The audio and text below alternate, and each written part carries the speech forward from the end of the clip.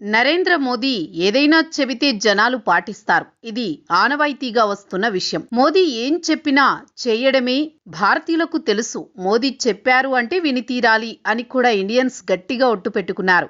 మోదీ కోసం ఎంతైనా ఎందాకైనా అన్న తీరు కూడా కనబరుస్తారు. అంతటి ఆరాధనా భావం మోదీ అంటే జనాలకు. అది ఎన్నో సమయాల్లో సందర్భాలలో రుజువు అయ్యింది.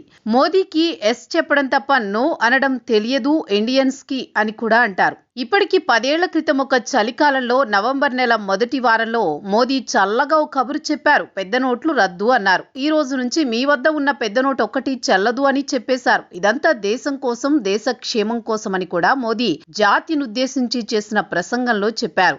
సావధానంగా విన్న ప్రజలంతా ఎస్ మోదీ అనేశారు.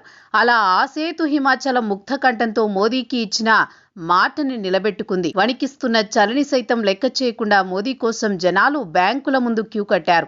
అంతేకాదు, నోట్ల రద్దుతో మధ్యతరగతి పేద వర్గాలు నలిగిపోయినా కూడా అంతా మనసులోనే దాచుకొని జై కొట్టారు. ఎందుకంటే అంతా దేశం కోసమే అని వారు గట్టిగా నమ్మారు.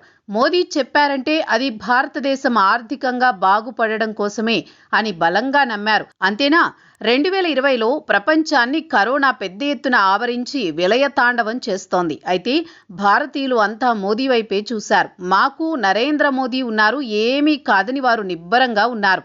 మోదీ ఆ సమయంలో సీరియస్గా బయటకొచ్చి ప్లేట్లు కంచాలు చేతిలో ఏముంటే అవి గట్టిగా మోగించమన్నారు. కరోనా దెబ్బకు పారిపోతుందని నమ్మి జనాలు కూడా అలాగే చేశారు. అంకిత భావం మాత్రం చాలా స్పష్టంగా కనిపించింది. ఇక తాజాగా చూస్తే 2026 మే 10 ప్రధాని మోదీ తెలంగాణ పర్యటనకు వచ్చారు. ఆయన హైదరాబాద్లో జరిగిన సభలో మాట్లాడుతూ ప్రజలకు పొదుపు ఉపదేశాలు చేశారు.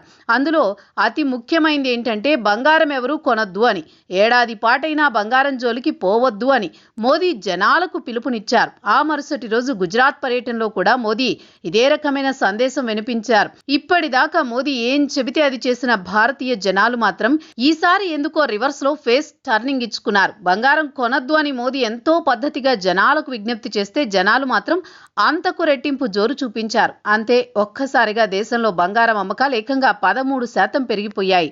మోదీ ఇలా చెబితే అలా చేసే ఇండియన్స్ ఈసారి ఎందుకు రివర్స్ అయ్యారు?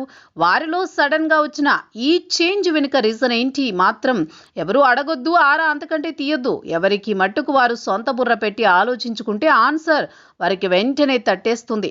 అదన్నమాట మ్యాటర్.